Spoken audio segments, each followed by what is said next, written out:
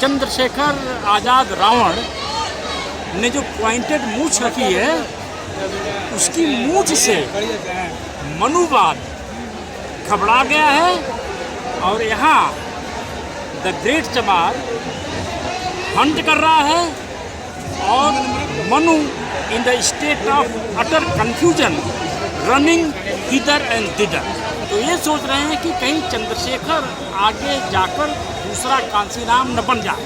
चंद्रशेखर के साथ जो है आज करोड़ों लोग जो यहाँ नहीं आए हैं वह भी उनके साथ हैं। देखिए, भीम आर्मी लड़ रही है जाति व्यवस्था से। जब भी आप किसी दुश्मन से लड़ रहे होते हैं तो सबसे पहला काम है कि दुश्मन की सेना का मनोबल गिराना है। अगर 1 करोड़ दलित चंद्रशेखर आज़ाद की तरह से मूछें अपनी पॉइंटेड रख लें तो इस व्यवस्था में वो दम नहीं है कि उस थ्रेट को, उस चुनौती को स्वीकार करें। वो लोकल हीरो होंडा और ये बाकी स्प्लेंडर बाइक नहीं खरीदें। मनु डरता है जब दलित बुलेट पर की सवारी करता है। तो दलित जो है जिनके पास पैसे हैं वो बुलेट बाइक खरीदें। देखिए, मैं अभी रिसर्च कर रहा हूँ कि पहले का ज़माना जो था उसमें दलितों को क्या क्या वंचनाएं थी। तो मैं सीतापुर के एक दलित से मिला जिनकी उम्र 80 साल है। उन्होंने कहा हमारे बचपन में दलितों को ये पॉइंटेड मूछ रखने का अधिकार नहीं था। इसी सवाल को हमने राजस्थान में 1 हफ्ते पहले पलवल में पूछा।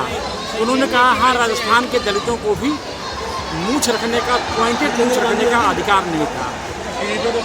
तो ये जो चंद्रशेखर आज़ाद रावण ने जो पॉइंटेड मूछ रखी है, उसकी मूछ से मनुवाद घबरा गया है और यहाँ द ग्रेट चमार हंट कर रहा है और Manu in the state of utter confusion running इधर एंड तिधर। प्रशासन तरह तरह के मुकदमे लगा रहा है अम्बेडकर आर्मी पर और चंद्रशेखर आज़ाद रावण पर, क्योंकि शासन नहीं, यह जाति व्यवस्था उससे डर गई है। इस डर का एक ही इलाज है कि इनको जैसे भी है रोका जाए। एक कांसीराम खड़ा हो गया, नहीं रोक पाए तो फिर इनका इतना नुकसान हो गया। एक मायावती खड़ी हो गई, ये नहीं रोक पाए तो इनका इतना नुकसान हो गया। बाबा साहब सूरज की तरह से उदय हुए, उनको नहीं रोक पाए। तो ये सोच रहे हैं कि कहीं चंद्रशेखर आगे जाकर दूसरा कांसीराम न बन जाए। चंद्रशेखर के साथ जो है आज करोड़ों लोग जो यहाँ नहीं आए हैं वह भी उनके साथ हैं। और पहली बार चमार के नेतृत्व में पारसी, वाल्मीकि, खट्टी, धोबी सभी दलित उपजातियाँ यूनाइट हुई हैं और इस जश्न को देखने में आया हूँ।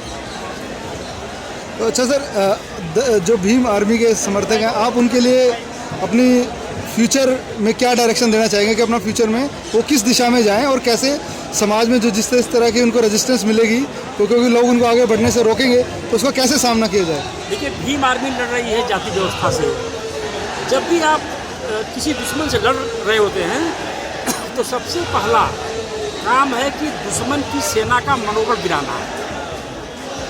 अगर 1 करोड़ दलित चंद्रशेखर आज़ाद की तरह से मूछें अपनी पॉइंटेड रख लें तो इस व्यवस्था में वो दम नहीं है कि उस थ्रेट को, उस चुनौती को स्वीकार करें।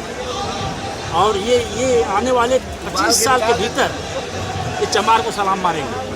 अच्छी बात है कि वो संविधान को मानते हैं और संविधान के दायरे में ही वो काम करते हैं। वो अच्छे ड्रेस पहने, जाड़े में सूट पहने, जो हमारे कमाने वाले लोग हैं उनको चंदे दें। वो लोकल हीरो होंडा और ये बाकी स्प्लेंडर बाइक नहीं खरीदें। मनु डरता है जब दलित बुलेट पर की सवारी करता है। तो दलित जो है जिनके पास पैसे हैं वो बुलेट बाइक खरीदते। एक प्राइमरी स्कूल टीचर को आजकल तनख्वाह 50,000 रुपये मिलती है। साल का कितना हो गया, 6 लाख रुपया हो गया। बुलेट बाइक कितनी आती है, 1.25 लाख रुपये की आती है। तो अगर मनु से लड़ना है और आप 50,000 रुपये की तनख्वाह पाते हैं और बुलेट नहीं खरीदा, तो फिर आपने मनु का कुछ नहीं बिगाड़ा। और ये जो छज्जेकर के साथी हैं, जब मूंछ खड़ी करके बुलेट पर चलते हैं तो मनु का कलेजा कांपता है और वह हृदय विशेषज्ञ के पास जा भागता है। तो आप चाहते हैं कि अपना जो दलित इकोनॉमिक माइट है उसको भी पूरी तरह से एज ए टूल लड़ाई में लड़ा जाए। बिल्कुल, हमारे ब्लैक भाइयों ने अमेरिका में अपने इकोनॉमिक पावर को इस्तेमाल करके अपनी शक्ति बढ़ाई है। अपने ही दुकान से सामान खरीदते हैं, अपने ही मैन्युफैक्चरर का जूता खरीदते हैं, अपने ही आदमी का बनाए मैचबाग खरीदते हैं। वैसे ही जो भी भीम आर्मी के लोग हैं, जब कोई चीज़ दलित द्वारा बनाई मौजूद नहीं है या कोई दलित दुकान नहीं है, तभी कोई चीज़ कहीं से खरीदे। अदरवाइज अपना जो अरबों रुपया कमा रहे हैं वो अपने समाज के भीतर ही वो बिजनेस में लगाएं और BTC BEd वगैरह करना छोड़ दें। बाबा साहब के फॉलोअर हैं तो PhD का सोचें। अगर आप कोलंबिया यूनिवर्सिटी नहीं जा सकते हैं तो दिल्ली यूनिवर्सिटी आए, JNU आए। इससे मनोभाव घबराएगा और डरेगा और जाति व्यवस्था कमजोर होगी। तो मीडिया इंडस्ट्री में कैसे दलित अपनी पैंट बनाए, इसके बारे में आप थोड़ा सा रह गए। देखिए, मेन स्ट्रीम मीडिया दलित अंबेडकर आर्मी जाति व्यवस्था अत्याचार के खिलाफ लड़ाई लड़ रही है। जिसके खिलाफ लड़ाई लड़ रही है उन्हीं की मीडिया है, तो फिर वो कैसे आपकी बात कहेंगे। टेक्नोलॉजी, बाबा साहब अम्बेडकर ने इसीलिए कहा था कि साइंस और टेक्नोलॉजी जाति व्यवस्था का सबसे बड़ा दुश्मन है। आज हमारे हाथ में टेक्नोलॉजी है। जिस भी दलित से मिलिए और उसके पास अगर स्मार्टफोन नहीं है तो बोलिए स्मार्टफोन तुम खरीदो, स्मार्टफोन तुम्हारी मीडिया बनेगा। और यह सोशल मीडिया का ही ये कमाल है कि आज इतने लोग यहाँ पर आए हुए हैं। तो यह उम्मीद करना कि जिसके खिलाफ लड़ रहे हैं वो मीडिया हमारी वाहवाही और तारीफ करेगी, तो ये ठीक नहीं है। और इसी आंदोलन से दलितों का TV चैनल निकलेगा, दलितों का अखबार निकलेगा। बस जो पैसा कमा रहे हैं, जो लड़ाई में सेना में शामिल नहीं हो सकते हैं, वह अपना जेब खोलें और भीम आर्मी का व्यक्ति है उसको पैसा दे, उसको बोले कि ये कौन सी बाइक लेकर चल रहा है, तो बुलेट क्यों नहीं खरीदता साहब, पैसा नहीं है, कितना पैसा दिए, 1.25 लाख इकट्ठा करें मोहल्ले से। तब जा कर के इस जाति व्यवस्था को हम बढ़िया से धकेलेंगे और आप अपने ही जन्म इसी जीवन में यह जाति व्यवस्था लाल पुराने किला की तरह हो जाएगी। केवल बिल्डिंग दिखाई पड़ेगी, अंदर जो है कोई रहने वाला नहीं होगा। तो ठीक है, जैसे कि दलित मीडिया की बात उभर कर आई है, जो दलित मीडिया अपने व्यक्तिगत लेवल पर जो है इसे स्ट्रॉन्ग करने की कोशिश कर रहे हैं, लेकिन कहीं ना कहीं देखने में आया है कि जो अपने दलित समाज के सामाजिक और राजनीतिक संगठन है वो उस तरीके से अहमियत नहीं देते दलित मीडिया को। देखिए, अब नया दलित है, ये दलित है ना, जब यह तनख्वाह कमाएगा, यह पैसा कमाएगा तो आपकी मीडिया को पैसा देगा।